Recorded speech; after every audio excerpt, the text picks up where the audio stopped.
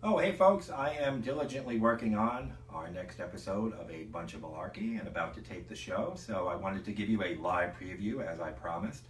I told you I was going to be doing some video previews and even some live video shows of the podcast, and I told you I would do that when I decided I'd want to put pants on that particular day.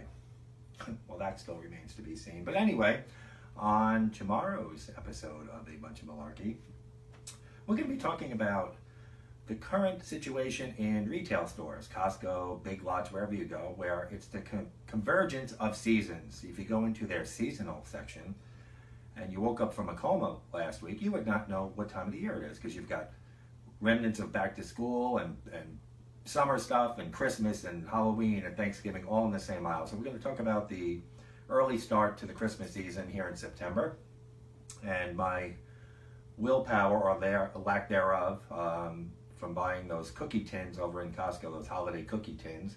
We're also going to talk about a challenge, an online challenge. You know, you've seen them all, the cinnamon challenge, the hot pepper challenge, but there's one going around right now called the invisible challenge, and that's where people are putting a sheet over their kids or siblings' head and pulling the sheet off after saying abracadabra and making the kid think he vanished into thin air, and people are calling it child abuse and bullying because some of the reactions have been upsetting.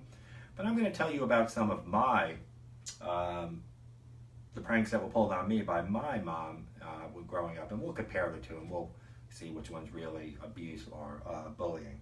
We're also going to talk about, yes, I have it in my hands, a whole lot of shenanigans. Now, I know I've spoke about it. You've seen my posts on Facebook. Thank you all for your support. It's 6 months of work, finally in my hands. I guess you could say it's kind of like giving birth for me. I know I'll never know that feeling unless I'm mad scientist or I get abducted by aliens. But I guess it's like giving birth after 6 months. I guess 3 months short of 3 months short of that, but it's a lot of hard work that went into this, and it's weird to have it in my hands after typing it up on a Word document.